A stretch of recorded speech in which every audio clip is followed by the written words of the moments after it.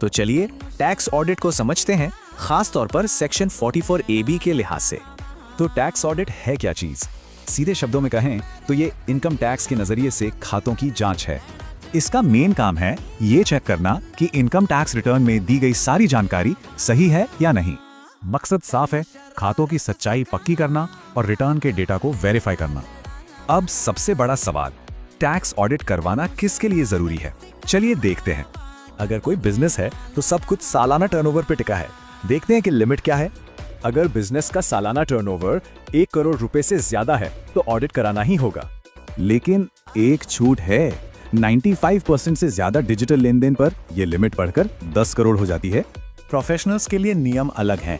अगर gross receipts 50 lakh से ज्यादा हैं तो ऑडिट जरूरी है। अब बात करते हैं प्रिजम्पटिव टैक्स स्कीम की। यहाँ ऑडिट के नियम थोड़े अलग हो जाते हैं। अगर स्कीम की तय दर से कम प्रॉफिट दिखाया जाता है तो टैक्स ऑडिट की जरूरत पड़ सकती है। मतलब साफ है, कम मुनाफा दिखाने पर ऑडिट की शर्त लागू हो सकती है अगर कुल आय बेसिक छूट से ज्यादा हो।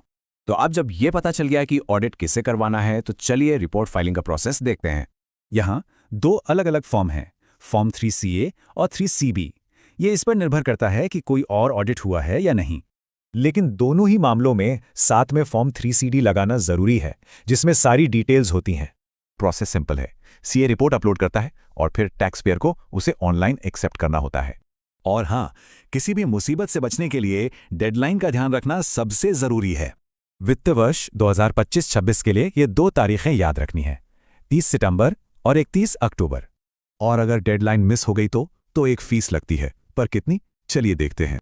फीस होगी टर्नओवर का 0.5% या 1.5 लाख रुपए, इन दोनों में से जो भी कम हो। एक जरूरी अपडेट, अब इसे पेनल्टी नहीं बल्कि फीस कहा जाता है, ताकि कानूनी मामले कम हो। हाँ, अगर देरी का कोई वाजिब कारण हो, जैसे कोई प्राकृतिक आपदा, तो ये फीस माफ भी हो सकती हैं। तो आखिर में एक ही सवाल बचता है, क्या बिजनेस की किताबें आने वाली डेडलाइन के लिए पूरी तरह तैयार हैं?